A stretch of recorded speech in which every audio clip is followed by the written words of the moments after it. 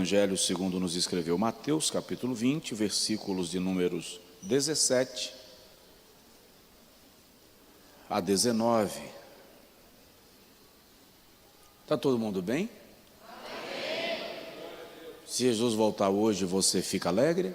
Amém. E se Jesus voltar hoje, você sobe alegre? Amém. Fique não. Mateus capítulo 20, versículo 17. Estando Jesus, vou ler ali no telão, tá? E subindo Jesus a Jerusalém, chamou à parte os seus 12 discípulos e no caminho disse-lhes: eis que vamos para Jerusalém. Ó, que coisa! E o Filho do Homem será entregue. Eu sei que eu vou morrer. É para isso que eu estou subindo. Mas mesmo assim eu vou. O Filho do Homem será entregue aos príncipes dos sacerdotes e aos escribas, e condená-lo-ão à morte.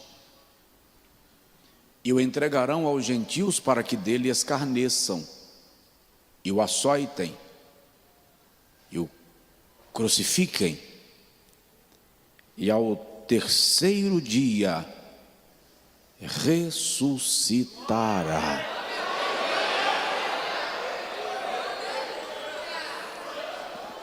No texto que eu tenho em mão, diz: estando Jesus para subir a Jerusalém, chamou à parte os 12.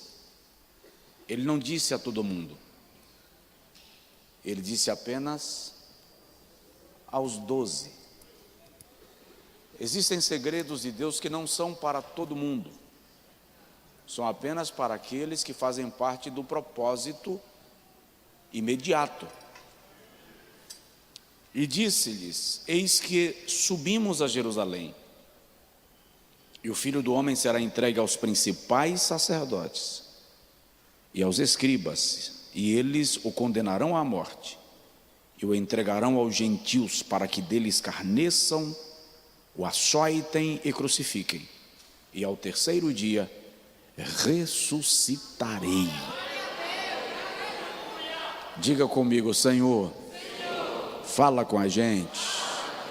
Amém. Podem sentar, amados.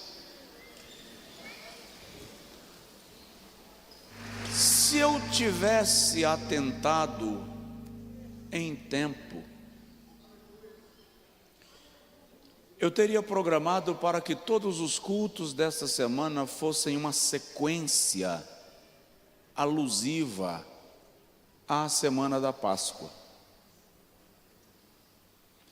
A mensagem que eu vou ministrar hoje, de maneira resumida, eu teria ministrado domingo passado. Hoje eu faria aqui com os irmãos, e ninguém blasfeme, pelo amor de Deus, mas hoje eu faria aqui uma ceia da Páscoa.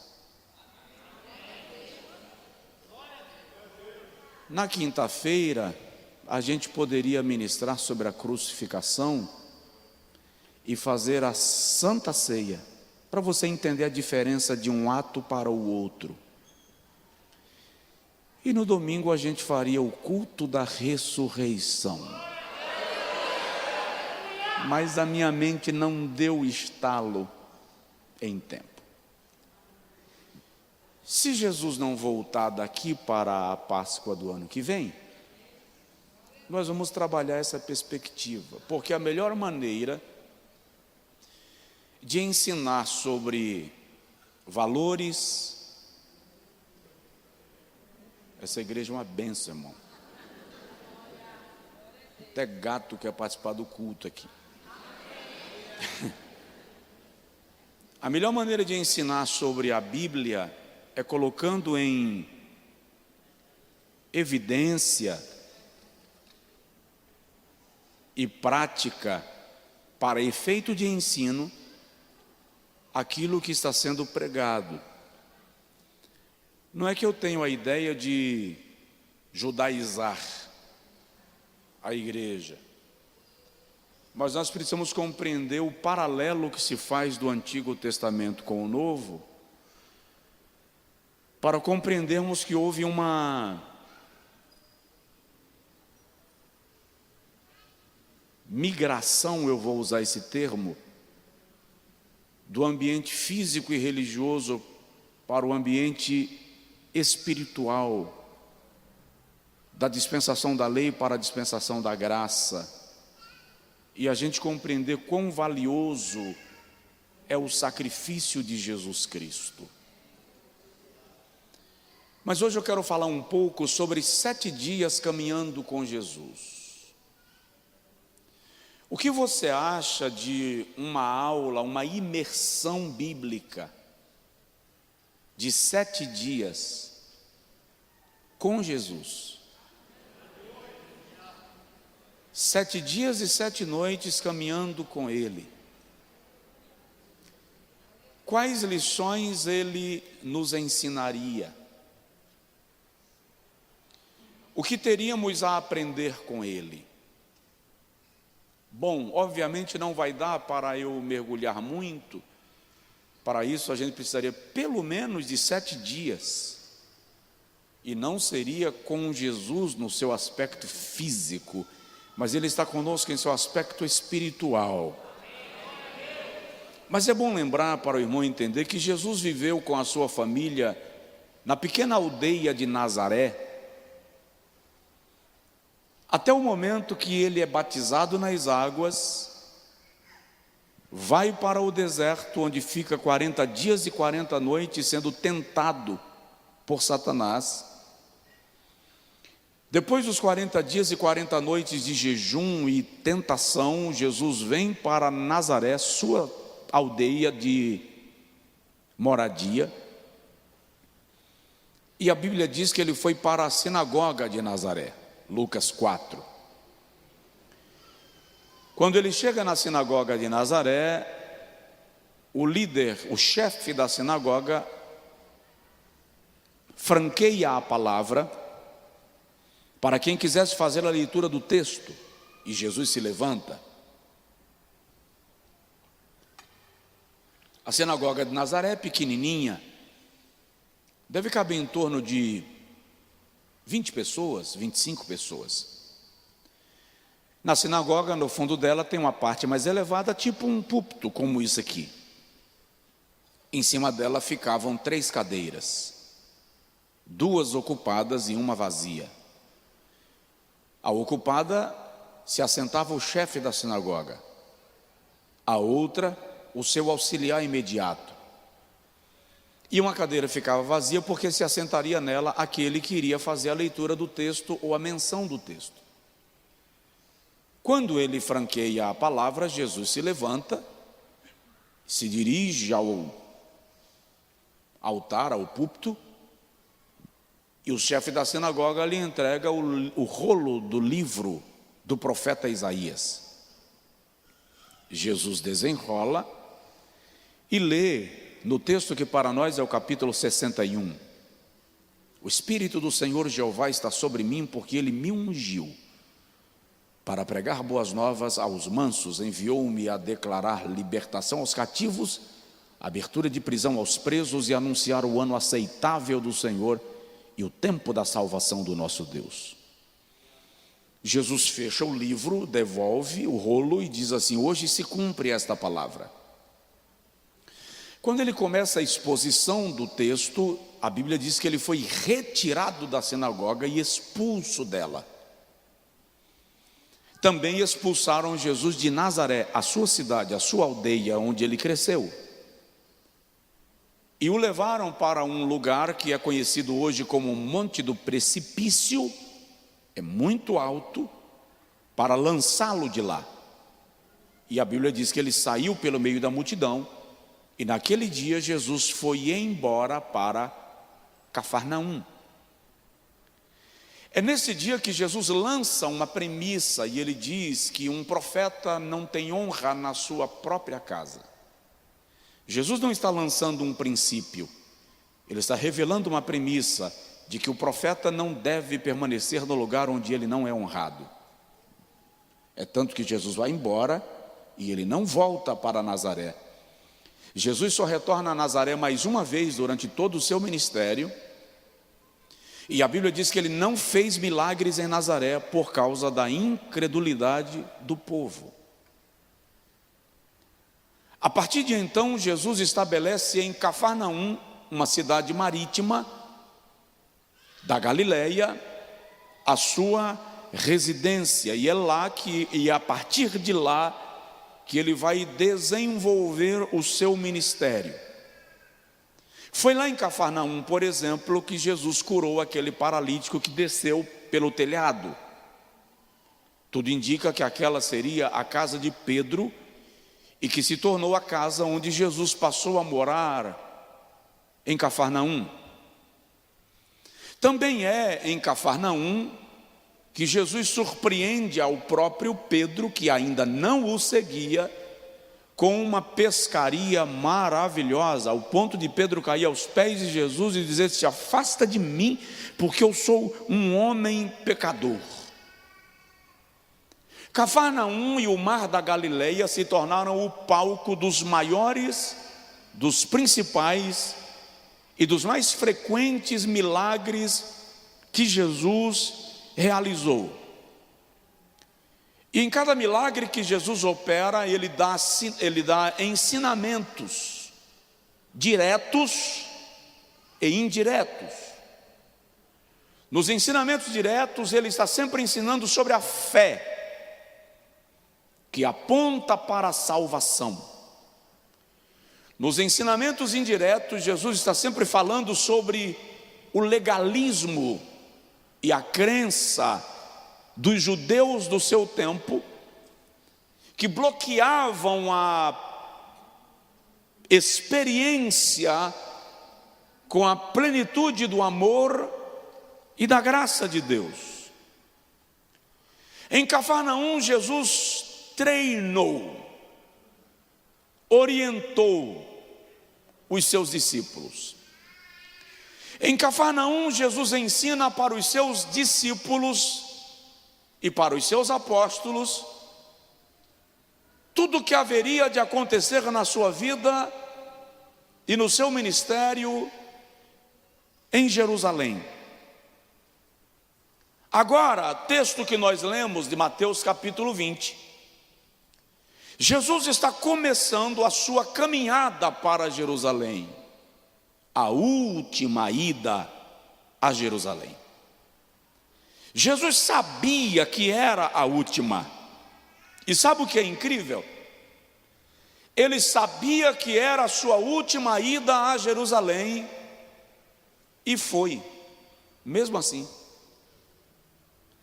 Ele sabia que iria morrer e foi, mesmo assim. E é nessa caminhada que ele diz aos discípulos: o Filho do Homem dá a sua vida e tem poder para tomá-la de volta. Posso tomá-la de volta. No caminho para Jerusalém, saindo da Galileia, é bom lembrar, e eu citei isso aqui domingo passado, era uma caminhada longa.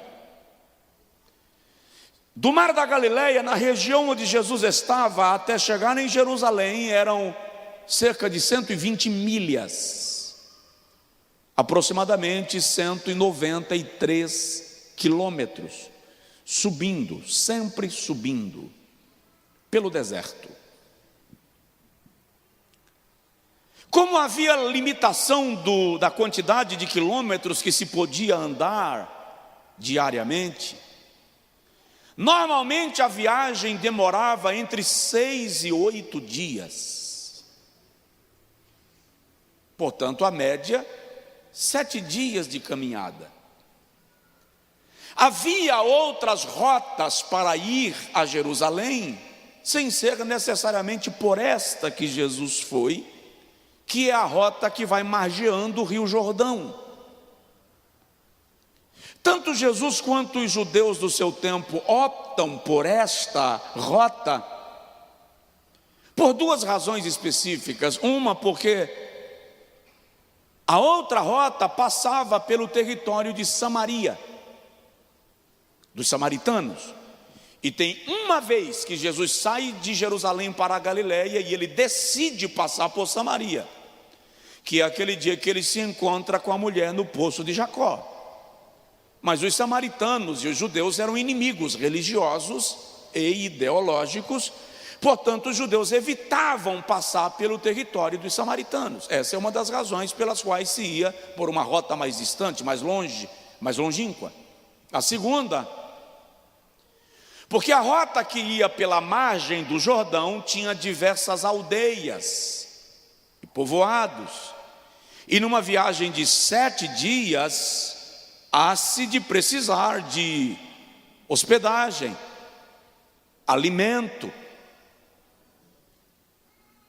e outros recursos da própria viagem. Então, normalmente se ia por esta rota para se ter esses recursos e esses suportes, lugar onde comprar comida, lugar onde hospedar-se. Diga-se de passagem, no território dos samaritanos, Jesus já havia tentado reservar um hotel uma vez e não lhe deram a chance de fazer a reserva, só porque ele era judeu. O texto bíblico nos revela, todos os evangelistas nos revelam, que onde Jesus passa, a multidão lhe acompanha, os milagres acontecem. Jesus era conhecido pelos seus milagres, era conhecido pelo seu nome, era conhecido pelo seu título, era conhecido pelos seus ensinamentos e era conhecido pelos seus sinais. Como a gente sabe disso? Todas as vezes que os evangelistas narram milagres que Jesus fez, você observa as pessoas se dirigindo a ele como Rabi, mestre, filho de Davi, o que significa que as pessoas sabiam quem era ele. O título de Rabi era dado para aqueles que dominavam o conhecimento, não apenas do Antigo Testamento, dos livros proféticos e históricos, sobretudo a Torá, os 5 livros da lei. E é bom lembrar que a Torá era a composição dos 613 mandamentos da lei mosaica, e um rabi precisava ter a habilidade para citar os 613 mandamentos em ordem crescente, em ordem decrescente, em ordem aleatória, com a capacidade de parar para explicar, aplicar e sancionar a disciplina no caso da quebra de um princípio. Note que até o Sinédrio, a Suprema Corte, onde estavam as cabeças pensantes de Israel, reconheciam a Jesus como mestre. No dia que Nicodemos foi conversar com Jesus, em João capítulo de número 3, Nicodemos diz: nós sabemos. Nós quem? O Sinédrio. Nós sabemos que tu és mestre. Agora a afirmação de Nicodemos merece uma noite. Nós sabemos que tu és mestre, ou seja, o Sinédrio sabe que você é rabi, não passou na escola dos rabinos, não foi aprovado pelos mestres de Israel, mas todo mundo tem que reconhecer que você é mestre, mas não é um mestre comum. Tua origem é divina, vindo de Deus. Tu és mestre vindo de Deus, porque ninguém faz os sinais que tu fazes se Deus não estiver nele. Nele. Aqui Nicodemos está usando a expressão que Paulo usa lá na frente em Colossenses 2:9, pleroma. Ninguém faz os sinais que tu fazes se a totalidade de Deus não estiver depositada nele. Nicodemos está dizendo: você é divino, você é o próprio Deus manifestado entre nós, porque o que você faz não é normal. Então Israel reconhece a Jesus como mestre, a multidão sabe que Jesus é mestre. Mas vamos voltar para a viagem.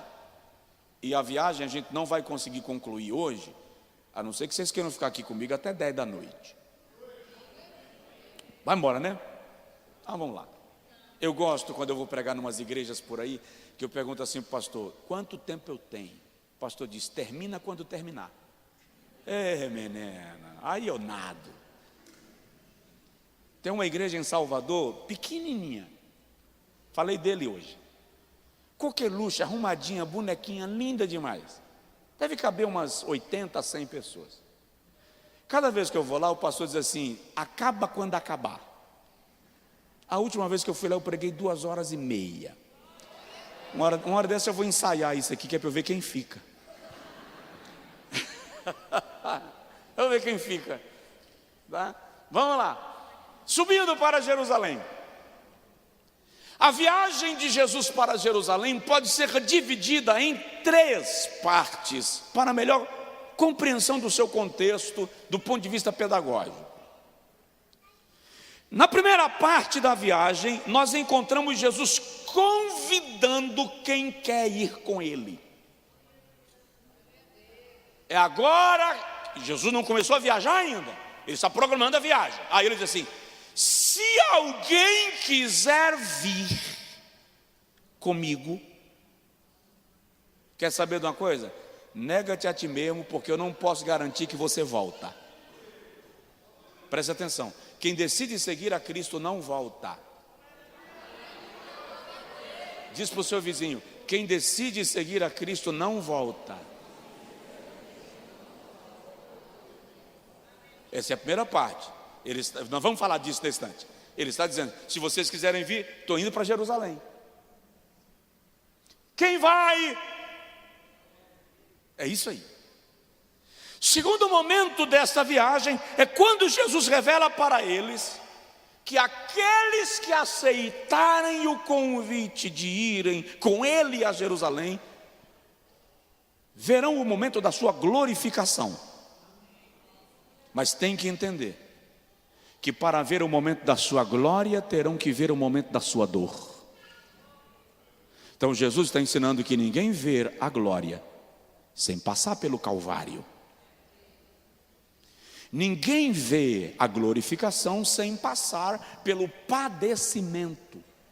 Então, se vocês quiserem vir comigo, Jerusalém é o lugar que eu serei glorificado, que eu serei elevado, mas também é o lugar onde eu sofrerei a minha morte, porque para que eu seja glorificado, eu preciso cumprir o propósito para o qual eu vim. Então a pergunta é: está decidido mesmo a seguir a Cristo? Dá um toque de leve assim no vizinho, de leve, não provoca com força. Assim, está decidido mesmo? Terceiro momento dessa viagem é quando Jesus chega nas cercanias de Jerusalém. Eu preguei sobre isso domingo, em Betfagé, de frente para Betânia, e aí tem aquela entrada triunfal e extraordinária, que depois eu vou falar com mais detalhes para vocês entenderem o impacto daquela, desculpa o termo que eu vou usar, coloque entre aspas para não virar heresia, o impacto daquela bagunça que Jesus fez em Jerusalém quando ele chegou. Porque Jesus colocou Jerusalém de perna para cima. Quando ele fez aquilo, ele sabia que ele estava pedindo para morrer, ele estava provocando. Os escribas e os fariseus não deixariam aquilo passar barato. Mas vamos lá, vamos subir para Jerusalém. Vamos subindo para Jerusalém, Jesus diz. E a primeira lição que ele partilha com a gente, para quem quiser ir para Jerusalém, Lucas dá muito detalhe disso. A primeira lição que Jesus partilha é: se alguém quiser vir após mim. Não magoa, por favor, mas eu vou pedir de novo que você olhe para a pessoa do seu lado e diz para ele assim: é se quiser, tá? Eu acho essa declaração de Jesus extremamente desconfortável para quem ouve. Talvez esta seja a declaração mais desaforada de Jesus. É uma forma de dizer: ninguém tem que vir. É se quiser. Não é forçado. Você não tem obrigação. Parece que ele não está fazendo nem questão que alguém se disponha a ir.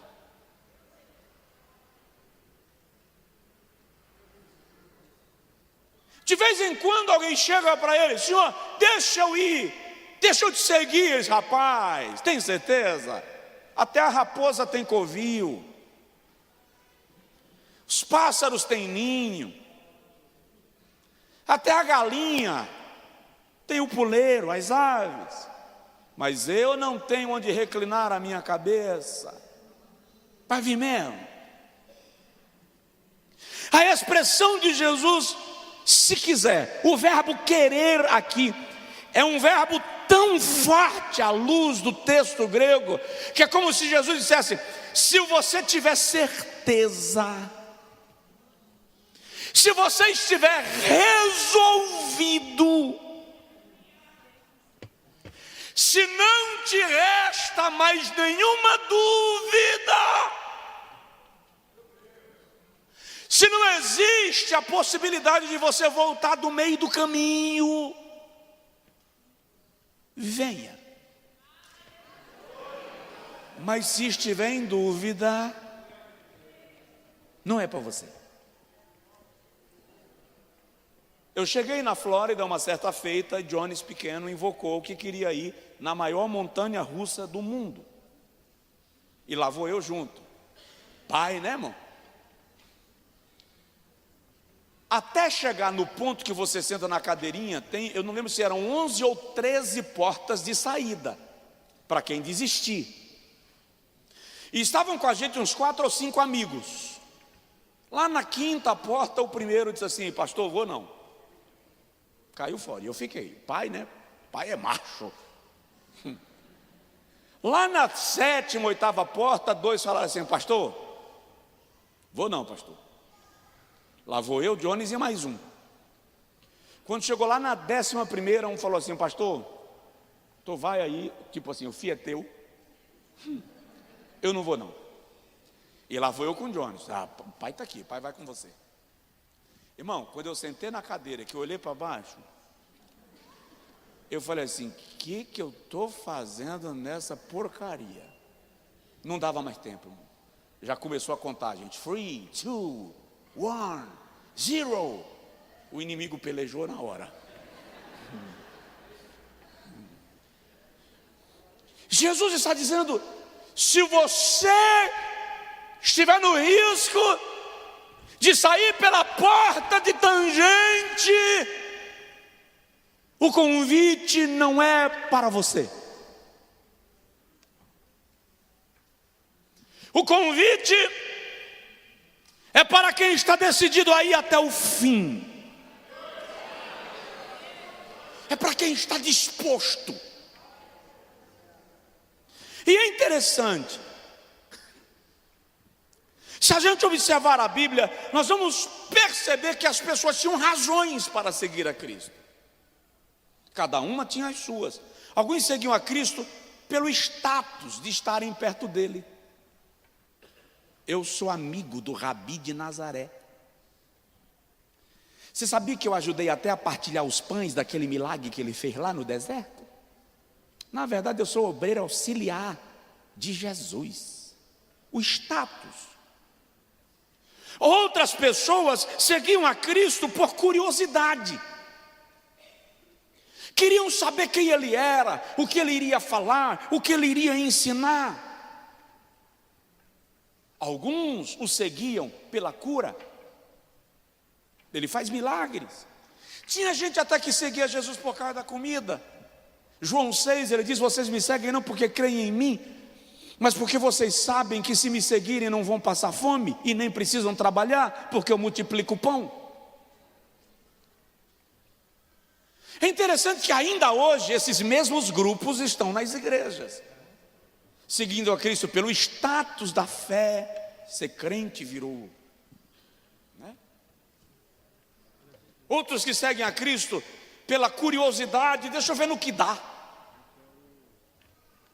Quem segue a Cristo por um milagre, estou aqui porque eu preciso que Jesus me cure, restaure meu casamento. Alguns seguiam a Cristo porque criam em seus ensinos. Embora, teve um dia que ele pregou uma mensagem mais dura, João 6, e a Bíblia diz que todo mundo foi embora. Só ficaram os 12. E Jesus era um pastor diferente. Porque ele vai pregando e o povo vai saindo. Ele não parou de pregar não. Porque se eu começar a pregar, levantar o primeiro, levantar o segundo, no terceiro eu digo, olho no relógio para ver se eu já passei da hora e vou encerrar. Jesus não, ele continuou pregando. E o povo indo embora. Quando todo mundo foi, só ficaram os 12, ele olha para os 12 e fala assim, vocês querem ir também?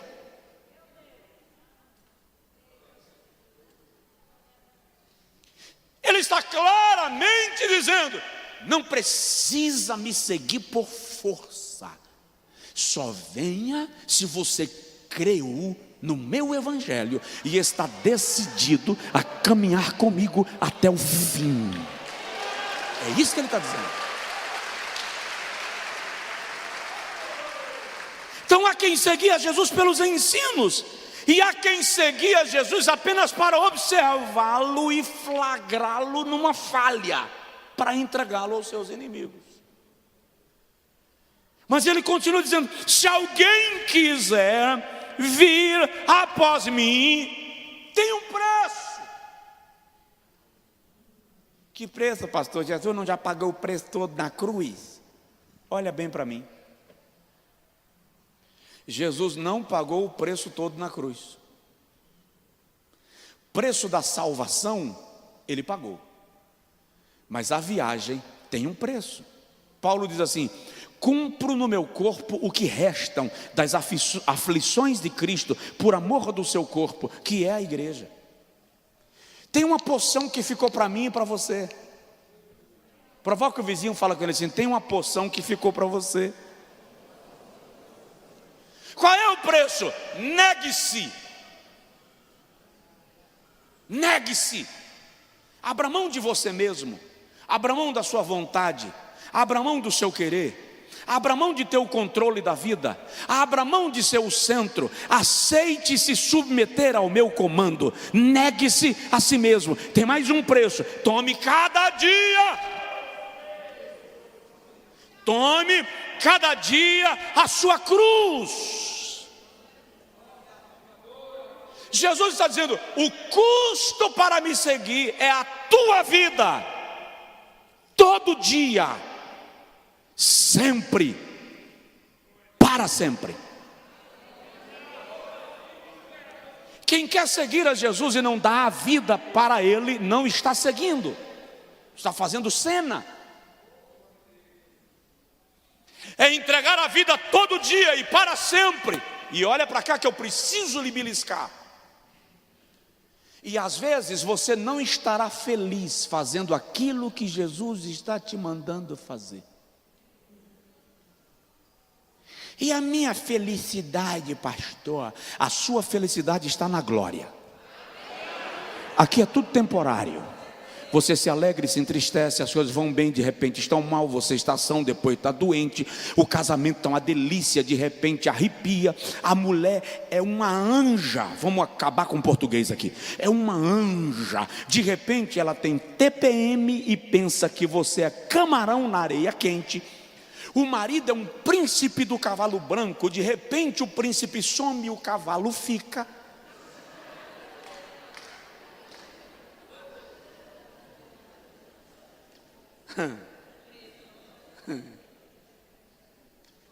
Aí quando chega lá na frente que você encontra o príncipe, você diz assim, eu fiquei sem saber assim nesse instante quem estava comigo era o príncipe ou o cavalo. Então tem momento que você não está feliz, mas o que te motiva, o que te aprisiona, o que te cativa, aprisiona no sentido delicioso de depender de Deus. O que te motiva é o fato de que você está seguindo a Cristo. E seguir a Cristo é o seu maior projeto de vida.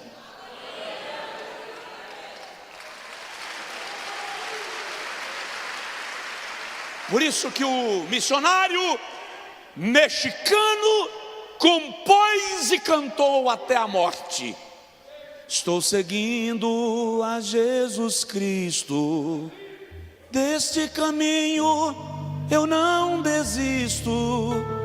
Estou seguindo a Jesus Cristo, atrás não volto, não volto mais.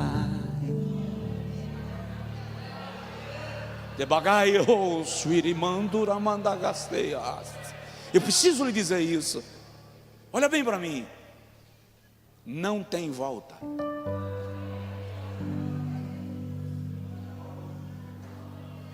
Não tem volta. Seguir a Cristo não é uma aventura da qual você desiste. É um pacto do qual você deixa de ter comando, porque quando você segue após, ele diz: quem quiser vir após significa fazer o que eu faço, repetir os meus feitos, ir por onde eu vou. Quem segue após não decide o destino, não decide o ritmo na viagem, não decide onde para, nem quando volta a caminhar. Quem segue após não tem o comando da viagem, quem segue após é comandado. Você é comandado.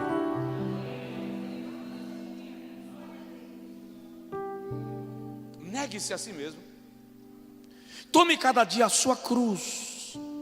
Sabe o que é interessante? É que em Israel era comum de vez em quando alguém passar com a cruz, tá?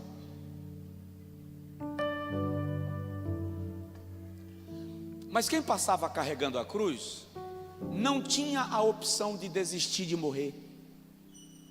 Se está carregando a cruz, é porque já foi condenado, vai ser executado, já está morto, só falta consumar. Assim não entendeu?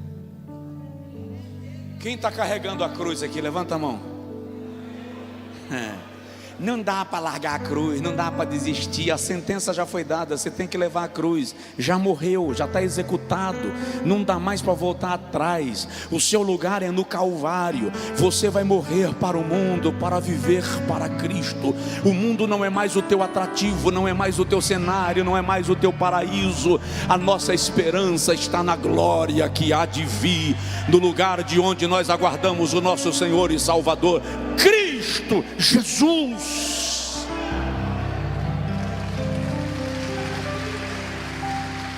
Essa é a viagem.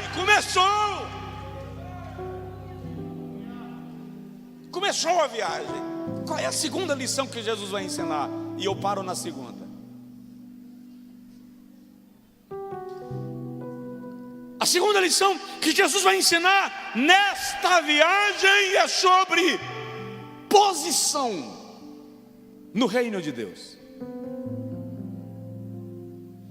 Se o irmão ler Mateus capítulo 18, Jesus está dando uma lição.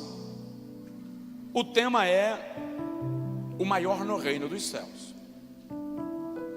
Aí Jesus está dizendo assim: prestem atenção no que eu vou dizer a vocês. Se vocês decidiram seguir comigo, eu preciso que vocês entendam que nenhum de vocês é grande. Quem quiser ser grande, andando comigo, que seja igual a esse menino. Porque no meu reino, o grande é pequeno e o pequeno é grande. Jesus deu uma lição, ele está dando uma aula sobre humildade. Aí, lá em Mateus capítulo 20, deixa eu ver o versículo especificamente, parece que tudo que Jesus ensinou sobre humildade não serviu para nada. No versículo 20 chega uma mãe, mulher de Zebedeu. ela combinou com os meninos, os 2 filhos dela. E ela disse assim: olha, eu vou fazer um pedido a Jesus. Vou defender o lugar de vocês no trono. Fique perto, porque quando Jesus disser sim, vocês já pulam dentro. Tá bom, mãe? Tá dito. Aí ela chega para Jesus no versículo 20 e diz assim: ajoelhou, mestre, eu vim te fazer um pedido que o senhor não pode enjeitar. Não é assim que a gente fala lá na roça? Enjeitar. O senhor não pode enjeitar o pedido que eu vou fazer para o senhor. Que queres, mulher de Zebedeu? Está caminhando para Jerusalém. A gente decidiu te seguir. Apesar de tudo que o senhor disse, que se a gente quiser, a gente quis, estamos aqui. E eu quero fazer um pedido ao senhor. Fala. Eu quero que no teu reino, quando o senhor estiver sentado sobre o trono, os meus 2 meninos, meus príncipes, eu quero que eles se sentem contigo no teu trono, um do lado direito, o outro do lado esquerdo. O resto dos crentes que se virem como der. Eles podem ficar pendurados até na janela do céu, contanto que meus meninos se assentem, um do lado esquerdo, outro do lado direito. O senhor me atende? Jesus disse assim: eu posso fazer isso. Se eles beberem do cálice que eu haverei de beber. Os meninos estavam perto, chegaram: a gente bebe, mestre, a gente topa? Jesus disse: muito bem. Do cálice que eu haverei de beber, vocês também beberão. Quanto a sentar-se comigo no meu trono, compete àquele a quem o meu Pai quiser conceder. Jesus está ensinando que há posições no reino de Deus que não é por tempo de serviço, não é por titularidade ministerial. Não adianta ter costa larga. Tem posições do reino de Deus que é para quem o Pai quiser dar.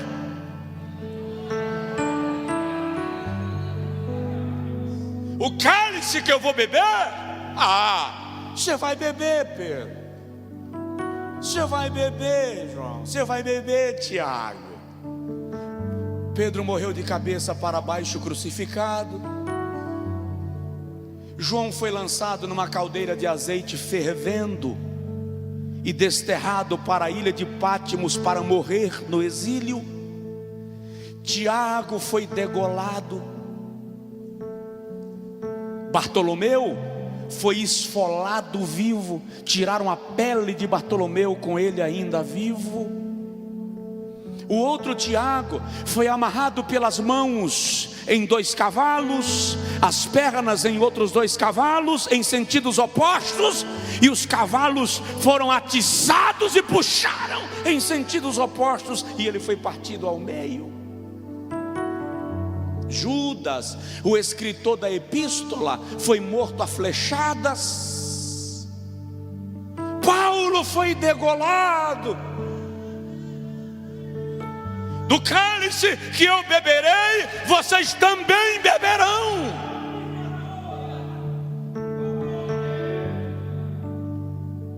O que Jesus está dizendo é: quem me segue, toma do cálice que eu tomo.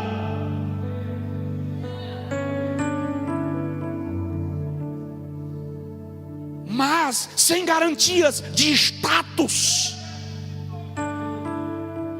sem garantias de promoções. Vocês tomarão o cálice que eu tomei, não em troca de posição, mas porque me seguiram.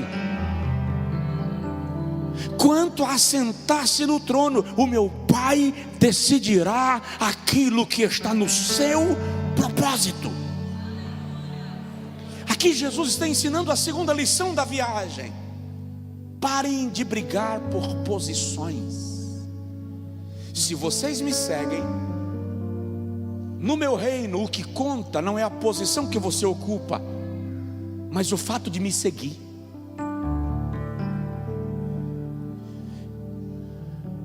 É uma forma de entender que há gente que tem posição, mas não está seguindo. É uma forma de entender. Olha o restante do texto. Jesus vai dar uma aula. Versículo 24. Os outros discípulos ficaram revoltados, os 10. E é bom lembrar que Judas Iscariotes ainda está aqui, tá? Judas também está nervoso aqui. Ah, vocês são besta? Vocês estão querendo sentar no trono? E a gente? A indignação aqui não é uma indignação espiritual, não. É a indignação do orgulho, de quem também queria estar lá, mas não tinha coragem de pedir. Aí Jesus diz assim, versículo 25.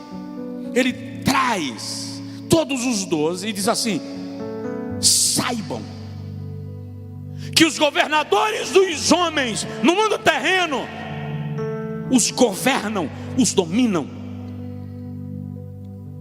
E aqueles que são grandes entre eles mandam. Mas entre vós não será assim. De modo que entre vós qualquer um que quiser se tornar grande, sirva. Seja servo. Se diminua. E qualquer dentre vós que quiser ser o primeiro, que seja aquele que servirá a todos. Se você quer ser grande, sirva. Você quer ser grande no reino de Deus? Sirva alguém. Você quer ser grande no reino de Deus? Decida servir alguém. Eu vou te servir, vou lavar teus pés. Você precisa de quê? Isso te faz grande. Mas se você quiser ser o primeiro, não sirva um, sirva a todos. Seja servo de todo mundo. Jesus está dizendo: a lição que vocês têm que aprender aqui no meu reino: quanto mais você é menor, mais você cresce. Quanto mais você serve, mais você é honrado. No meu reino, quanto mais você estende a mão, mais você produz. Quanto mais você produz, menor você se torna. Fala sério. Olha bem para mim. Dá para me ver de todos os lugares do templo aí? Me responde, é assim que a igreja funciona?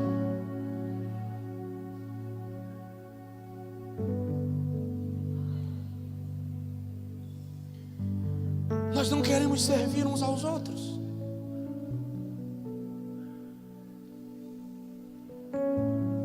Nós não temos tempo uns para os outros. Eu vou parar. Eu prometo que eu vou parar agora. Eu vou deixar a terceira lição para o próximo culto. Vou dizer igual a Jesus: o que eu tenho para vos dizer, vocês não podem suportar agora. Lembra que Jesus disse isso um dia? Isso aqui é a lição de quem vai subir com Jesus para Jerusalém. Quem está subindo para Jerusalém? Levanta a mão. Quem está subindo para Jerusalém? Levanta a mão e dá glória a Deus. Muito bem. Então Jesus vai dar para nós umas lições em 7 dias. A primeira lição é: eu não obriguei você a vir. Você veio porque quis. Então para de reclamar. Para de choramingar. Para de me cobrar como se eu tivesse te obrigado a vir. Você veio porque quis. É Jesus quem está dizendo isso, sou eu não, tá? É Ele. Porque muitas vezes nós queremos cobrar de Jesus como se Ele tivesse obrigação com a gente.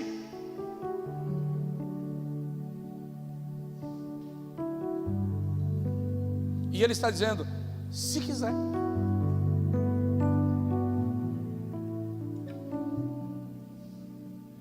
Eu preguei aqui um dia, e no dia eu estava meio...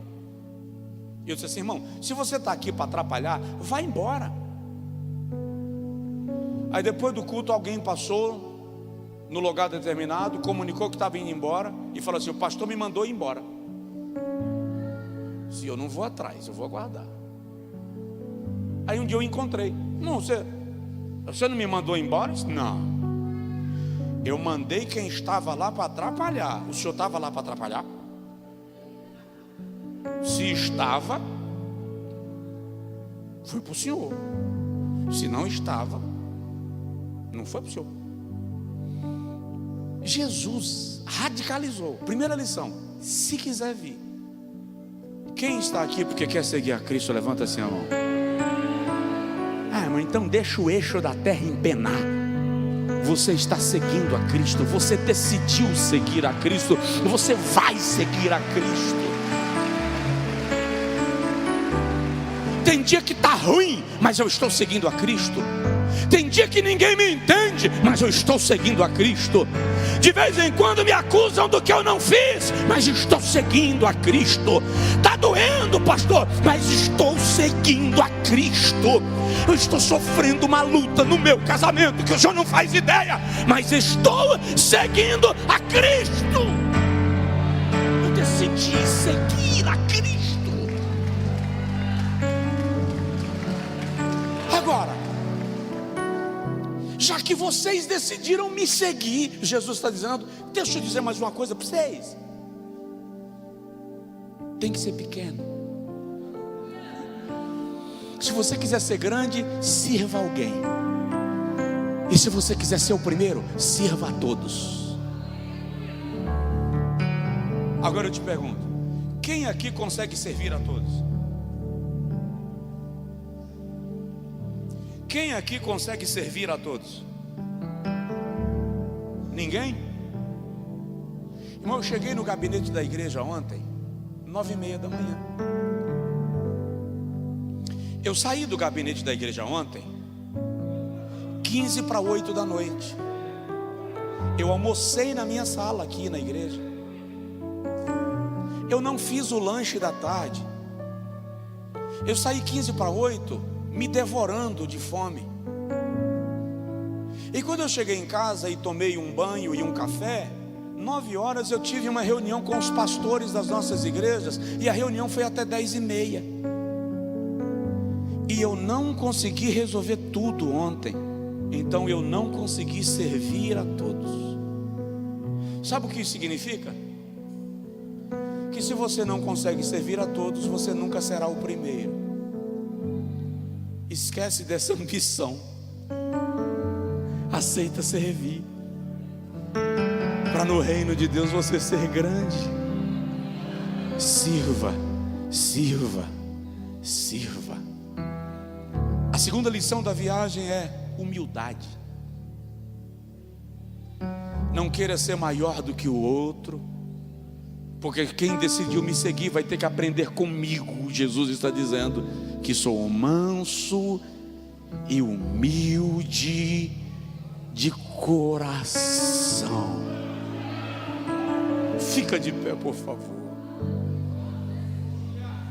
Vocês acham que eu devo continuar pregando isso aqui semana que vem? Então tá. Aleluia. Agora sabe uma coisa? Deixa eu falar isso. Você já percebeu que nós somos muito orgulhosos?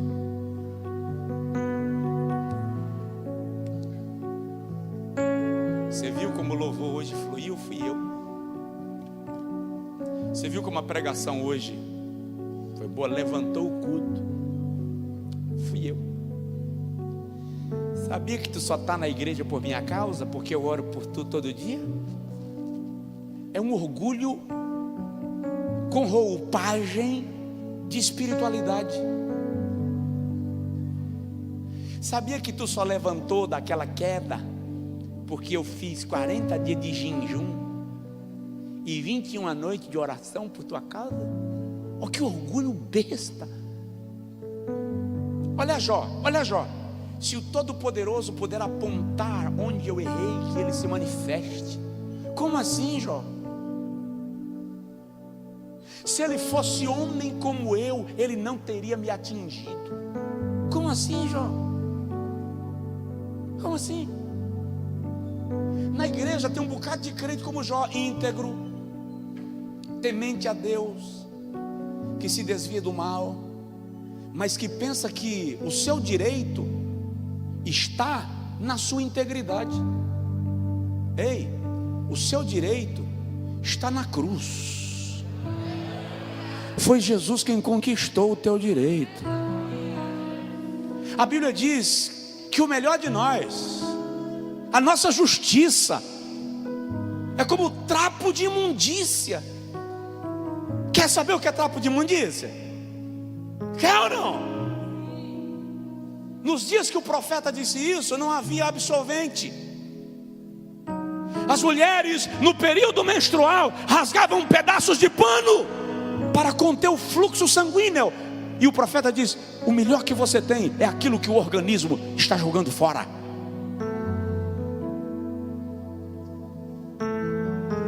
Mas nós somos orgulhosos.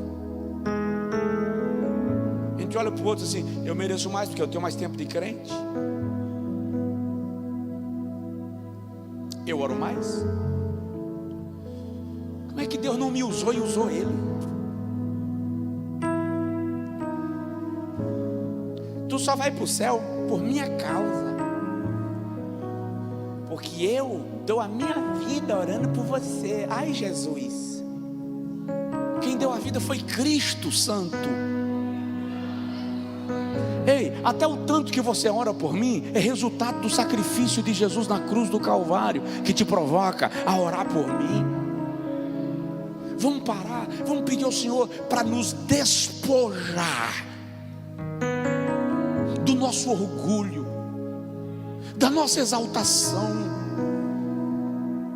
da nossa vanglória, da nossa vaidade, para a gente imitá-lo. Eu ia dizer ser como ele, mas imitá-lo em seus passos, que faria Jesus. Eu tenho feito essa pergunta sempre. Quando alguém me afronta e quando alguém me elogia, quando alguém me pede algo e quando alguém me oferece algo, automaticamente a minha mente está ativando um botão. O que Jesus faria? Como Jesus reagiria? E isso está me ajudando a perceber que eu não posso imitá-lo se eu não estiver decidido a passar por cima de mim.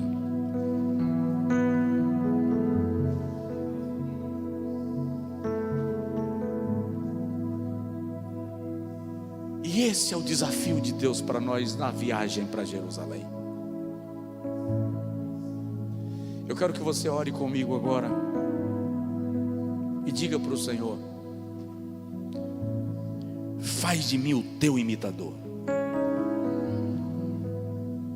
Eu quero que Jesus seja reproduzido em mim.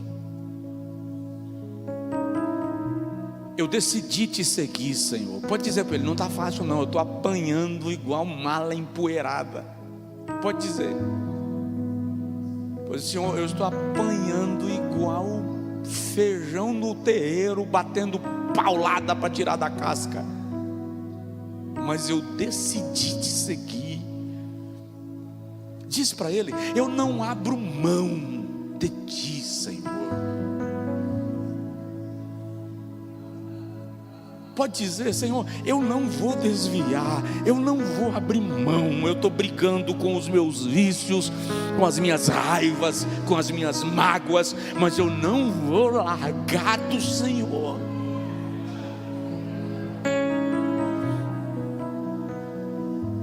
Agora diz para ele: mas eu só consigo Se o Senhor resgatar em mim o menino, a criança que chora, mas não se afasta, que toma a palmada e corre para o colo de quem deu a palmada, porque a criança sabe que o pai, a mãe que corrigiu também é refúgio. Senhor, converte a gente, salva-nos e seremos salvos. Por tua bondade, Senhor, tira de nós a arrogância, o orgulho, a vanglória. Faz a gente crente, faz a gente parecido com Jesus, que o mundo olhe para nós e de algum modo o mundo consiga ver traços de Jesus em nossa vida, Senhor. Trabalha em nós, que nesta viagem para Jerusalém nós aprendamos as lições que nos tornarão crentes, cristãos de fato, em nome do Senhor. Se não for pedir muito, ore pela pessoa do seu lado, clama ao Senhor por ele e por ela. Se você não conhece, não estiver contigo, não precisa tocar nela, mas diz assim: Senhor, ajuda meu irmão, ajuda minha irmã a ser parecido contigo. Ajuda minha irmã, meu irmão. Pode dizer: Senhor, ajuda meu marido, ajuda minha mulher, ajuda o meu filho, ajuda minha filha. Abagabasto, balabasturi, anduro, manduro, aganei das tealagas.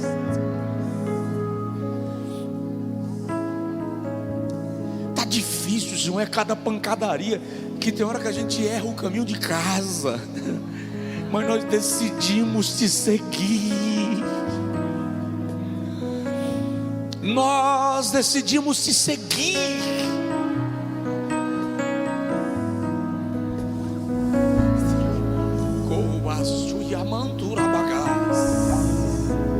Dê um brado de glória, de aplausos, de gritos, de louvações ao Senhor.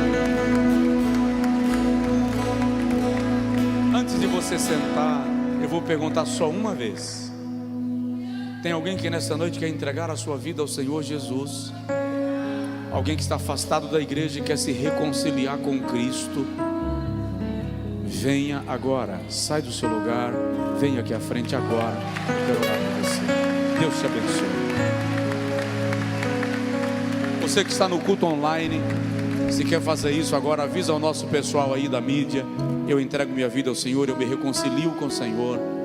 Faz isso agora que nós vamos orar também por você. Há mais alguém? Acho bom você correr. Estamos subindo para Jerusalém.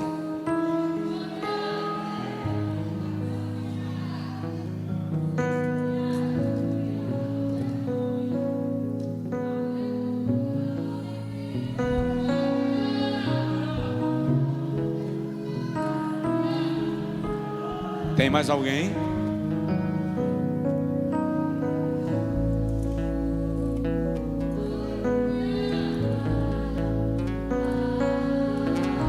Senhor, eu quero te apresentar esse rapaz.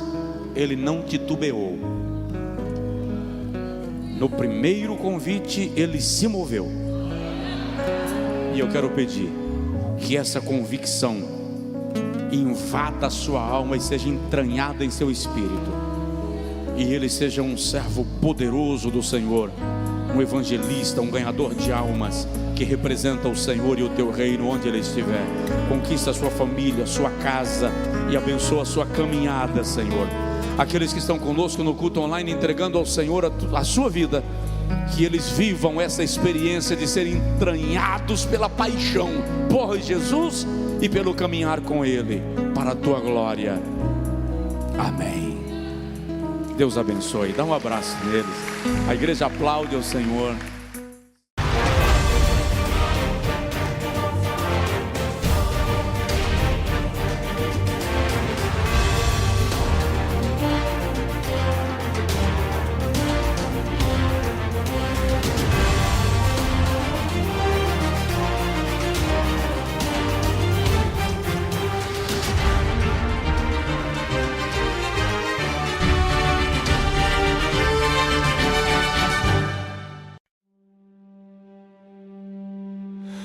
I kept the fragments of our vow inside the quiet corners of my mind. Even when the fires faded out, your words stayed floating through my life. You said the storms would break apart before they ever took us under. But time rewrote the beating heart and left me holding broken thunder. I tried to outrun what you left behind, but the truth keeps pulling me back in line. It's the gravity of your promises. They pull me like a falling star. Even after every tear and distance, your echoes know just where we are. I keep moving yet I'm orbiting the memories I can't dismiss. I'm still caught inside your universe and the gravity of your promises.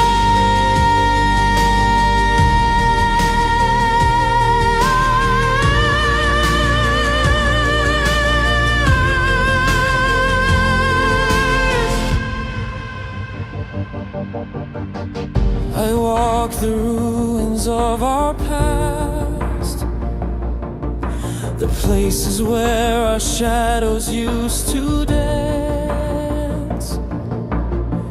Your voice is buried in the cracks, a quiet ghost I never meant to chance. The aching sky begins to bend as constellations shift above me. I try to break the pull again, but love is not so simply free. I try to outrun what I felt that night, but the weight keeps turning me back to life.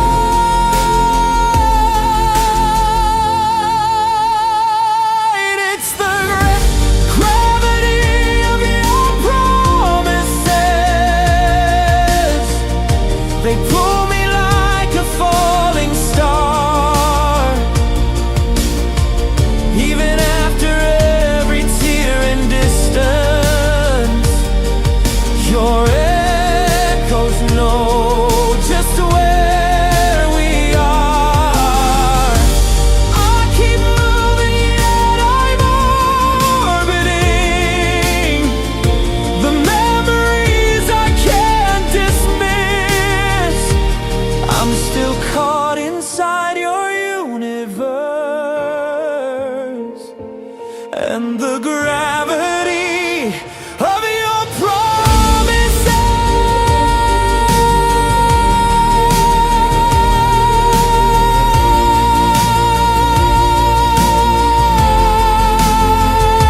Maybe some truths were meant to stay beneath the bones of yesterday. Maybe some love is built to last, even when everything has passed. If I could let go, I would try, but the pull is stronger than goodbye.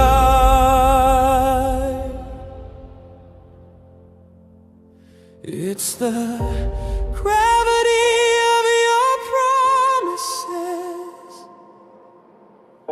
a force I never learned to fight. Even if the world collapses, your memory keeps me in its light. I keep moving, but I'm orbiting a truth I can't escape or twist. I'm still bound to all you left in me